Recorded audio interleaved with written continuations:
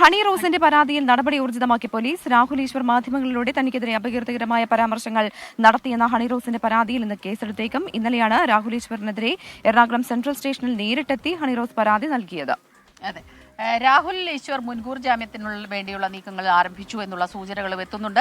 സമൂഹ മാധ്യമങ്ങളിൽ തനിക്കെതിരെ അശ്ലീല കമന്റുകൾ ഇട്ട കൂടുതൽ പേർക്കെതിരെയും നടപടി ഉണ്ടായേക്കും. നിലവിൽ നടിയുടെ പരാതിയിൽ ബോബി ചെമ്മണ്ണൂരിന്റെ ജാമ്യാപേക്ഷയിൽ ചൊവ്വാഴ്ചയാണ് ഹൈക്കോടതി വാദം കേൾക്കുക.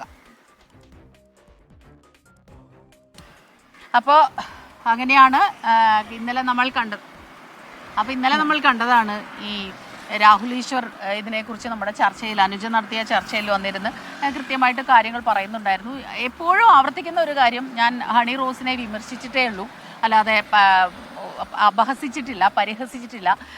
ഒരു സോഷ്യൽ മീഡിയയിലൂടെ വരുന്ന ഇത്തരം വിമർശനങ്ങൾ അതെന്തുകൊണ്ടാണ് എടുക്കാൻ കഴിയാത്തത് ഹണി റോസിന് എന്ന് രാഹുൽ ഈശ്വർ ചോദിക്കുന്നുണ്ട്. പക്ഷേ ആദ്യം ബോബി ചെമ്മണ്ണൂർ, അതിനുശേഷം പരാതി നൽകിയതിനു ശേഷം ഇത്തരം പരാമർശങ്ങൾ വരുന്നു. ഒരുപാട് സൈബർ ആക്രമണങ്ങൾക്ക് താൻ വിധേയയാകുന്നു, താനും തൻ്റെ കുടുംബവും വലിയ മാനസിക വ്യഥയിലൂടെ കടന്നു പോകുന്നു. ഇതെല്ലാം ചൂണ്ടിക്കാട്ടിയാണ് നടി ഇപ്പോൾ പരാതി നൽകിയിട്ടുള്ളത്.